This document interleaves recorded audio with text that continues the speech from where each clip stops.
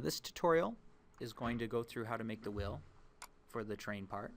This wheel, as you can see in this drawing, is something that we'll use the revolve tool for. So the revolve gives us an opportunity to take a shape that we've made and revolve it around an axis. Now the axis point is right here.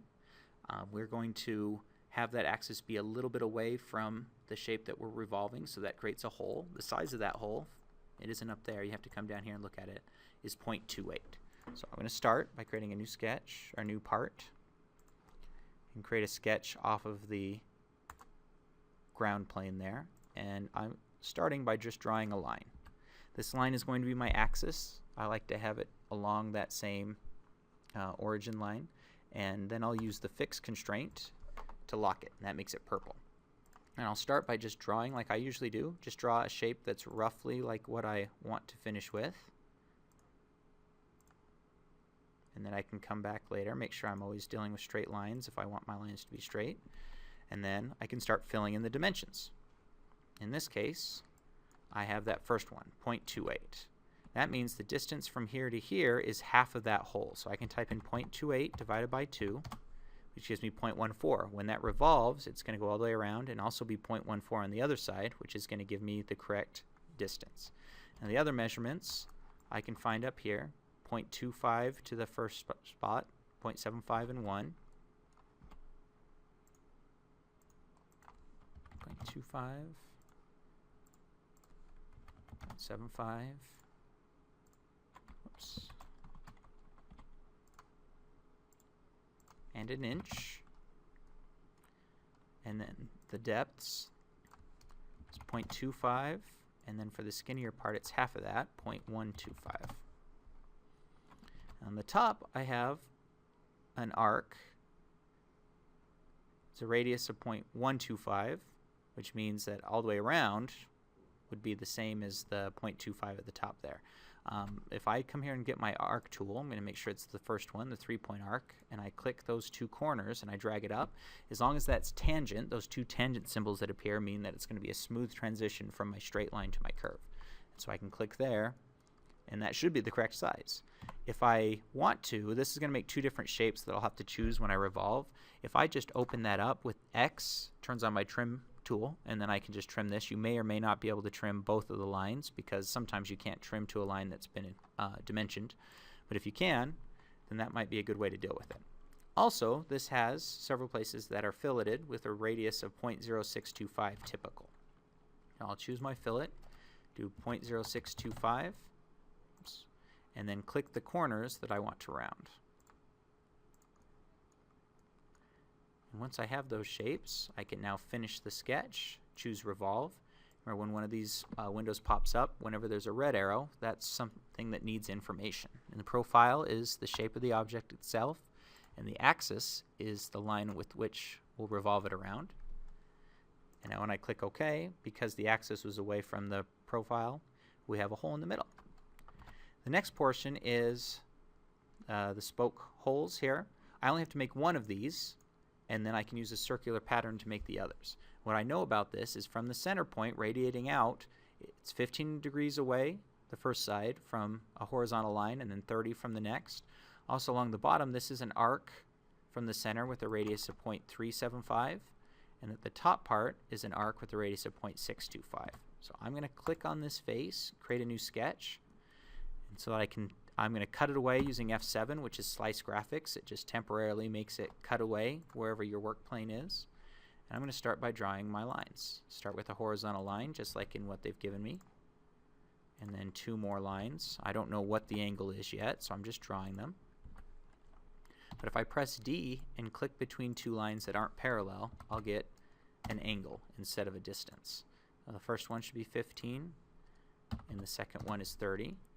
And so these two lines represent the edges of my hole. And then at the bottom, I have a 0.375 arc. I'll change my arc to center point. Click in the center. I'm going to make this bigger than I need. So the first click is your center. The second click is where the arc starts, and the third click is where it stops. I'm making it much bigger than I need. And I'll say 0.375. And then do that again. Click there, out here somewhere, and dimension it to 0.625. And so those lines should represent that first hole. And I'll press X for trim and trim around it so that Inventor doesn't get confused about what I want to cut out. And that's a good idea a lot of times, is to make sure there's no other closed off sections that it can think is what you want. Now if I'm straight on this, I'm going to choose extrude. And then instead of adding, I want to cut, and I'll make the number big so it goes all the way through, and press OK. And now I want to do a circular pattern, which is up here in your patterns. I'll click on that. And in a lot of cases, if you're looking at a hole straight on, you can't select it. Notice that it's called a feature when it's in 3D. What I need to do is turn it slightly so I can select the edge. And then the rotation axis is whatever circle has the same center point, which in this case is all of them. I can click pretty much anywhere. But I'll click on that one, and I want it to have 6 additional patterns created. And when I click OK, that's going to create my spokes. Now the last part is that there is a cylinder that's extruded out that's 0.7 away from the center horizontally.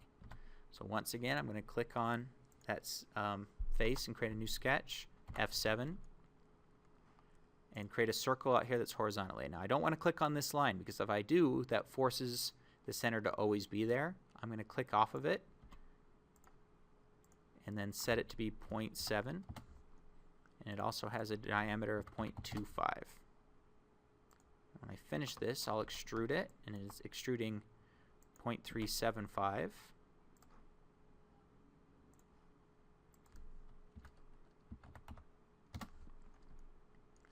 And then there's a littler one on the top that has a diameter of 0.125. So I'll make another concentric circle in there that extrudes 0.125. And then lastly, we have a hole in there. And the hole has a diameter of 0.0625 and a depth of 0.25. And I don't want to, in general, use just circles extruded with a cut anymore. I want to use the point tool and put the point in the center, because then when I return to 3D, I choose the hole tool and it'll find it for me. And then this little window pops up. It's just a standard hole with a angled drill point. This symbol represents diameter, so the diameter is 0.0625. Keep in mind that the order it's given you on your paper is rarely going to be the same as there. This is visual, and for some reason it's often backwards. 0.0625 with the depth of 0.25. It's got the angled drill point. When I click OK, that is the circle. Now if I want to add color to this, there's a couple of different ways to do that. I think the easiest is to come here to Tools and choose Appearance. And this little box comes up with a bunch of different colors. Now if I'm clicked on a certain part of it, say I want that part to be white, I click on that so it's selected, and then I'll choose, let's do this flat aluminum because it's here. I'll right click and assign to selection. And that's going to change just that specific part to be there. I can hold down Shift and select multiple faces at once, or I can just choose one, make this one black, assign to selection. On the inside, maybe I'll make it, let's see, I've got a bunch of different ones. Glossy gold, assign to selection. And I can choose different colors to fit all these. Hold down Shift to select both of those and assign gold to that one too. And that way I can make my train, you can make it any color that you want, and we'll be adding different parts with different colors as we go through this. So make sure you go to File, Save As, make a new folder in your H drive that's specifically for the train. I'll call it Train Parts, and inside of there I'll call this Wheel, and we'll save that IPT file and then be ready to move on to the next one.